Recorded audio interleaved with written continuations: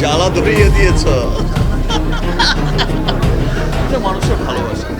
Social মিডিয়ায় viral এক video, আর তাতেই শুরু ব্যাড টাচ বিতর্কের, যার কেন্দ্রবিন্দুতে রয়েছেন যেন তেন লোক নয়, একেবারে ঢালিউড সুপারস্টার শাকিব খানের নাম। সেই সাথে ভুক্তভোগী নায়িকারা ছিলেন ভারতীয় এবং বাংলাদেশি দুই অভিনেত্রী জ্যোতির্ময়ী কুন্ডু এবং তাসনিয়া ফারিন। ভিডিওতে দেখা যায় প্রিন্স সিনেমার একটি বিশেষ প্রদর্শনীতে জ্যোতির্ময়ীর কোমরে হাত রাখছেন শাকিব। মুহূর্তেই নেট দুনিয়ায় ভাইরাল হয়ে যায় তা, এবং অনেকেই ভিডিওটি দেখে মনে করেন নায়িকা জ্যোতির্ময়ী কুন্ডু হয়তো অস্বস্তিতে রয়েছে। অপরদিকে একই অনুষ্ঠানে অভিনেত্রী তাসনিয়া ফারিনের সঙ্গেও এমন দৃশ্য সামনে আসে এবং সেখানে দেখা যায় তার কাঁধে রাখা শাকিবের হাত ঝামটা দিয়ে ফেলে দেওয়ার চেষ্টা করেন তিনি, যা নিয়ে পরবর্তীতে বিতর্ক আরো বাড়ে। তবে অবশেষে এবার মুখ খুললেন ওপার বাংলার অভিনেত্রী জ্যোতির্ময়ী নিজেই। সোজা সাপটা জানালেন এটা কোনো ব্যাড টাচ নয়। তার ভাষায় সেখানে ছিল প্রচন্ড ভিড়, দাঁড়ানোর জায়গাটুকুও ছিল না, তাই তখন শাকিব খান তাকে